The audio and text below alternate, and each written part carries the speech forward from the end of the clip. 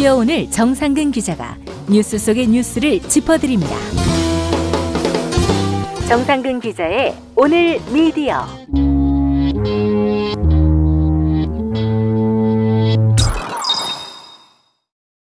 정상근 기자 함께하겠습니다. 정 기자님. 네, 안녕하십니까. 자, 조선일보에 대한 징계, 포털 네이버의 징계가 나왔죠? 네, 그렇습니다. 제가 김용민 브리핑 그리고 관훈 나이트클럽에서 전해드린 바가 있는데요. 너무 우려먹었어요. 이 이슈로. 예. 그렇습니다. 간단하게 얘기하면 이 더스타라는 조선일보가 아닌 다른 매체의 연예 기사를 조선일보가 퍼와서 포털에 전송을 해서 여기서 부당이득을 얻었다 이런 소식인데 예. 1년에 벌점 4점이면 24시간 포털 노출 금지, 그리고 벌점 6점이면 재평가, 그리고 벌점 8점이면 48시간 포털 노출 금지가 네이버 카카오 제휴평가위원회의 제재 규칙이에요. 예. 네, 조선일보가 불과 6월 한 달 동안 이것만으로 58점에 달하는 규정 위반을 저질렀다, 이렇게 말씀을 드렸습니다. 퇴출이 답이죠, 그러면은. 그렇죠. 이게 전무후무한 벌점인데 58점이나 되는 벌점을 다시 볼 수 있을까 싶어요. 그래서 이에 대해서 지난 13일에 네이버 카카오 뉴스제휴평가위원회가 서울에서 열려서 이 문제를 논의를 했는데, 원래 장소가 프레스센터였다고 하는데 미디어오늘 금준경 기자의 페이스북을 보니까 프레스센터에서 달개비라는 곳으로 회의 직전에 장소까지 변경을 한 모양입니다. 달개비가 어디냐면은 예전에 세실 레스토랑 거기입니다. 네, 그렇습니다. 그래서 이게 아마 그냥 기자들을 따돌리려고 그랬던 것 같아요. 그래 보여요, 아무래도. 네. 어쨌든 그랬던 것 같고, 그리고 이 회의 결과 조선일보에 대한 제재가 결정이 됐는데, 일단 포털에서 48시간 노출 금지, 그리고 재평가, 제재를 의결을 했어요. 그래서 이로써 이 포털에서 조선일보 기사를 한 48시간 동안, 그러니까 이틀 동안 볼 수 없게 될 것이고요. 그것은 아마 이번 달 넷째 주 정도에 시행이 될 것으로 예상이 됩니다. 그리고 이제 재평가 제재라는 것은 뉴스제휴평가위원회에서 이 매체를, 그러니까 조선일보를 포털에 다시 넣을지 말지를 논의해 보겠다라는 의미죠. 예. 그래서 만약에 조선일보가 이 입점 기준에 미달한다면 조선일보는 네이버 카카오 페이지에서 뉴스로 볼 수 없게 되거나, 아니면은 제휴 자체가 끊겨서 포털 경로를 통해서 조선일보 기사를 타고 들어갈 수도 없게 될 겁니다. 그런데 이 징계가 충분한가라는 걸 여쭤보시면 저는 절대 그렇게 보지는 않습니다. 예. 이게 기자협회보에 따르면 조선일보의 행위가 원칙대로라면 재평가와 함께 14일 정도 포털 송고 중단 조치가 내려질 수 있는 수준이라고 해요. 예. 그러니까 8점이면은 48시간 노출 금지니까 이게 58점을 기준으로 하면 3월부터 6월까지 한 100여 점을 기준으로 하면 이제 그 정도가 나온다는 거죠. 예. 그런데 결과는 꼴랑 48시간이죠. 그러니까 58점을 받든 8점을 받든 제재가 똑같은 겁니다. 그리고 이 조선일보가 더스타 기사를 포털에 송고를 해서 얻은 이익이 얼마나 될지는 모르겠지만 제 짐작으로는 아마 꽤나 많은 PV 유입이 있었을 것이고. PV라면 이제 조선일보 기사를 읽은 사람들, 그러니까 이제 페이지 뷰의 약자 아니겠습니까? 네, 그렇습니다. 그러니까 청취자분들이 기사를 한번 딱 클릭하면은 그게 1PV가 되고, 그리고 새로 고침을 눌러도 그게 또 1PV가 돼요. 그러니까 그 페이지에 이제 들어가는 그걸 이제 의미하는 건데, 이렇게 PV를 기준으로 이 온라인 매체의 광고 단가가 정해져요. 그래서 PV가 얼마냐에 따라서 돈을 얼마를 벌 수가 있는 겁니다. 예. 보통 이제 시장이 이렇게 형성이 되어 있는데, 근데 어쨌든 이렇게 남의 매체를 등재를 해서, 그러니까 제3자 기사 노출로 PV 유입을 얻었다면 조선일보는 부당이득을 얻은 거죠. 그래서 그만큼 또 페널티를 감수해야 하는 게 공정한 거래고 또 상도일 텐데, 그렇죠. 이 조선일보는 6월 한 달 동안에만 58점을 위반했는데 그에 대한 처벌은 딱 8점치만 받은 거예요. 아니 그렇게 하면은 그냥 다들 한 100점 막 어기면서 막 시장이 혼탁해지고 막 하면은 그냥 48시간 제재 8점 정도의 제재만 내리면 끝나는 겁니까? 그게 아니잖아요. 아니 근데 이제 조선일보니까 그렇게 봐주는 거지. 진짜 조선일보도 그런데 우리도 한번 그래 볼게요 이러면 바로 아웃이죠. 네, 그러다 이제 난리가 나겠죠. 그리고 아까 말씀드린 이 재평가 제재, 여기서 조선일보가 제가 아까 말씀드린 대로 뉴스 제휴에서 빠진다거나 아니면 검색 제휴까지 빠지기는 가능성이 매우 희박한 것으로 보입니다. 그러니까 기자협회부 계산대로라면 이게 14일치 제재를 받아야 되는데 뉴스제휴평가위원회는 꼴랑 이틀치를 준 거 아니겠습니까? 예. 이것마저도 지금 봐주기로 나가는데 이 재평가에서 탈락을 시킬 가능성이 굉장히 낮아 보여요. 그래서 뭐 제재소위 위원들이 특히 이 기자협회부와 인터뷰를 했던데요. 이 사람들의 말을 들어보면 조선일보의 재평가는 뭐 거의 불가능에 가까울 것으로 보여요. 그러니까 한 제재소위의 위원이 이렇게 얘기를 했더라고요.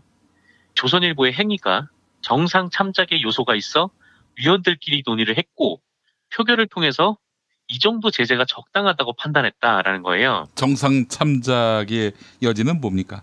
그거 이제 잘 모릅니다. 뒤쪽에 좀 덧붙인 얘기가 나오더라고요. 예. 그래서 뭐 이 사안에 대해서 벌점을 기계적으로 내리면 안 되는 사안이라는데 동의했다. 이렇게도 말을 했고요. 조선일보니까 기계적으로 내리면 안 되지. 봐줘야 하니까. 그렇습니다. 그리고 또 기자협회부에 또 제재위원이 나오는데 이게 같은 사람인지 다른 사람인지 모르겠으나 이 사람이 아까 얘기했던 이 정상 참작에 대한 부분을 얘기를 하더라고요. 3자 전송 금지의 취지가 저널리즘 품질이 낮은 정상적으로 유통되어서는 안 되는 기사를 다른 옷을 입혀서 유통시키는 걸 막자는 것인데 이번 내용을 들여다보면 단순 실수라는 게 명확하다. 한 번 실수로 인해 인지 전까지 실수가 반복될 수밖에 없어 경미한 과실로 큰 결과가 나왔던 점, 즉각적으로 실수에 대해 인정하고 시정한 점, 포털 역시 즉시 인지하고 조치하지 않아서 책임이 있었던 점 등 모두 가만히 됐다. 이렇게 얘기를 했습니다. 아니 뭐 이럴 거면 뭐하러 벌점 규정을 만들어서 처벌하는지 모르겠어요. 아 진짜 이 사람들 너무 심하네. 그러니까요. 적당히 해야지 이게 아니 대놓고 봐주는 거 아니에요 한마디로. 그리고 지금 제재위원들의 이런 말이 과연 민중의 소리에게도 적용이 됐던 건가라고 물어보면 또 그렇지도 않거든요. 그렇죠. 민중의 소리는 이제 좌파기 때문에 용납을 못해요. 네, 뭐 그런 건지 잘 모르겠으나 어쨌든 아니 그런 거였지 뭐 솔직히 얘기해서 호가 이쁘다고. 그렇죠. 뭐 좌파여서 그런 걸 수도 있고 아니면은 작은 매체여서 또 만만하게 봤던 걸 수도 있고요. 그리고 이 조선일보가 단순 실수를 한 것이 자기들이 그렇게 판단을 내릴 완벽한 근거가 있는지 모르겠어요. 물론 조선일보도 단순 실수라고 했고 뭐 실제로 정말 실수일 수도 있겠죠. 근데 왜 다른 매체들이 실수한 거 그리고 다시는 안 하겠다고 한 거는 왜 무시를 하고 제휴평가에서 잘라놓고 조선일보는 이런 거 다 봐주면서 뭐 다시는 안 하겠다고 하는 걸 또 믿어주는 건지 그게 지금 이해가 안 되는 거예요. 예. 그래서 지금 조선일보가 이 문제뿐만 아니라 지금 포털에서 소비되는 이 언론 생태계를 위해서 어떤 노력을 했는지도 의문이고 조선일보가 그동안 어뷰징도 정말 많이 했었고요. 또 기사형 광고도 엄청나게 많았었죠. 관훈 나이트클럽에서 말씀드렸던 것처럼 미디어스가 조선일보의 기사형 광고를 찾아냈는데 그거에 대한 벌점도 3월부터 6월까지 계산하면 한 6점 정도에 달한다라는 겁니다. 그것도요. 예. 이미 뭐 재평가 대상 뭐 이거는 따놓은 당상이었는데 벌점이 이렇게나 많고 또 다양한데 그냥 그런 식으로 전에 실수였겠지 뭐 우리가 봐줘야지 그걸 발견하지 못했던 우리도 책임이 있어 뭐 이런 식으로 나와버리는 게 좀 어처구니가 없는 거죠. 그래서 진짜 이 포털이 이런 식으로 할 거면 언론계 생태계 선순환에 전혀 도움이 안 되니까 이럴 바에는 그냥 포털이 뉴스를 아예 포기하는 게 낫지 않을까 그렇게 생각이 좀 들었습니다. 자정 기능이 안 되면은 그때는 이제 공공이 개입해야죠. 자유한국당 쪽에서도 네이버의 감정이 안 좋다고 하니까 아예 뭐 여야가 뜻을 모아가지고 네이버가 더 이상 뉴스를 다룰 수 없도록 하게 하면 어떨까 하는 생각이 드네요. 그렇습니다. 아니면은 이 네이버가 뉴스를 다루니까 매체만큼의 책임을 지게 해야 될 것 같아요. 알겠습니다. 자, 다음 소식은요? 네, 혹시 이 KBS 기자협회 정상화 추진 모임이라는 단체를 들여보셨는지 모르겠어요. 약간 시간이 흘러서 이 기억을 못하시는 분들이 계실지도 모르겠는데 예. KBS 보도본부의 간부 한 100여 명이 자기 후배들인 KBS 기자협회 그리고 KBS 새노조를 공격하기 위해서 만든 단체예요. 이게 그래서 말 그대로 고대형 호위대 아니냐 뭐 이런 비판이 제기가 됐었는데 예. 자기들끼리 이 기자협회와 새노조의 보도감시 비판을 넘어서 공격을 하고 또 자기들끼리 친위대를 구성해서 뭐 이른바 정치, 경제, 사회, 법조 이런 핵심 부서들을 장악했다 뭐 이런 비판도 받았던 단체입니다. 그래서 이들이 어떤 일을 했었냐면 지난 2016년에 뒤늦게 그 이정현이 김시곤 전 보도국장에게 전화를 해서 보도에 개입한 사실이 드러난 바 있잖아요. 그래서 이게 어마어마하게 논란이 됐었는데 이거를 KBS가 전혀 보도하지 않았었어요. 그러자 이에 대해서 7년차 젊은 기자인 정현욱 KBS 기자가 이를 공개적으로 비판을 했었어요. 근데 여기에 대해서 이른바 KBS 정상화 모임이라는 간부들 모임이 이 후배의 온당한 얘기에 대한 비판을 막 쏟아내기도 했었습니다. 그리고 이 정현욱 기자는 결국에 이른바 이제 정상화 모임의 수뇌부였던 그런 간부들에 의해서 제주도로 일종의 유배 같은 거를 가기도 했었죠. 그리고 또 후배 기자들이 모인 이 KBS 기자협회를 민주노총 이중대다 뭐 이런 뜬금없는 공격을 퍼붓기도 했고요. 요약을 하면 그야말로 고대영 옆에 철석 붙어서 후배들을 괴롭히고 공격했던 그런 자들인데 KBS가 진실과 미래위원회를 구성하지 않았습니까? 이 KBS의 지난 이명박 박근혜 과거사 문제를 논의를 하는 위원회를 만들었는데 이 위원회에서 지난 10일에 보고서를 내고 KBS 정상화 모임 중에 그 일부 인사에 대한 인사 조치를 권고를 했습니다. 그러니까 징계를 하라고 건의를 한 셈이죠.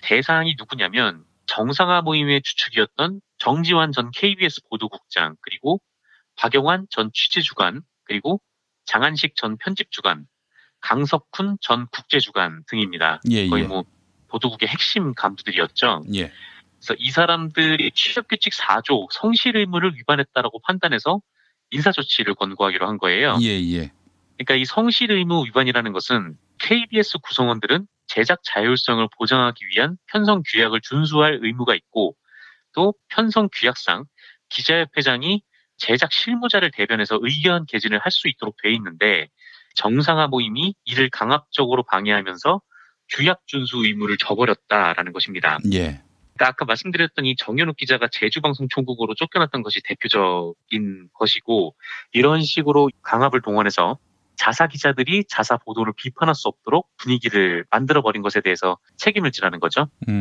그래서 어쨌든 이런 행위를 벌인 자에 대해서 이 진실과 미래위원회가 인사조치를 권고했고 이를 KBS가 받아들여서 인사위원회를 열면 이 징계를 할 가능성도 높아졌습니다. 물론 여기서 끝이 아니고요. 훈장 방송 불방이라든지 아니면은 부당 인사로 의심되던 것들이 KBS에도 상당히 많았었는데 이제 KBS 진실미래위원회가 뭐 이런 부분들을 앞으로 조사를 하고 논의를 할 계획이라고 해요. 그래서 이런 과거사를 싹 청산을 해야 되는데 이거를 두고 예전에 이른바 이제 이명박 낙하산 사장을 반대를 하는 새노조 조합원들에 대해서 낙하산 사장이 들어와서 대규모로 징계를 했는데 정권 바뀌니까 그거랑 뭐가 다르냐라고 얘기를 하는 사람들도 있더라고요. 근데 그때는 당연히 뭐 언론인으로서 정권 캠프에 있었던 공영방송 사장으로 내려오는 낙하산 인사를 막는 거는 당연한 거였고 반면에 이번에는 정치적 목적 때문에 징계를 하는 게 아니라 취업규칙 위반 그리고 KBS의 편성 규칙 이런 것들을 위배를 했기 때문에 당연히 있을 수 있는 조치라고 좀 생각이 들거든요. 그래서 KBS가 좀 빠른 정상화를 통해서 두 번 다시 이명박 박근혜 정권에서 벌어졌던 이런 일이 발생하지 않도록 좀 체계를 바로잡았으면 좋겠습니다. 그런 시대로 돌아가겠습니까 어디? 네, 그렇죠. 돌아가면 안 되죠. 네, 지난 세월이 얼마나 사악했는지는 우리가 똑똑히 기억하기 때문에 그 시대로 돌아갈 것에 대한 그런 염려는 뭐 할 필요가 없겠다 하는 생각이 들면서도 역사 속에서 이자들에게 확실한 경고를 내리지 않으면 변종 형태로 다시 출현할 가능성이 있어요. 그러니까 확실하게 책임을 묻는 과정이 있어야 할 것 같습니다. 네, 알겠습니다. 정상근 기자 오늘 고생하셨습니다. 네, 감사합니다.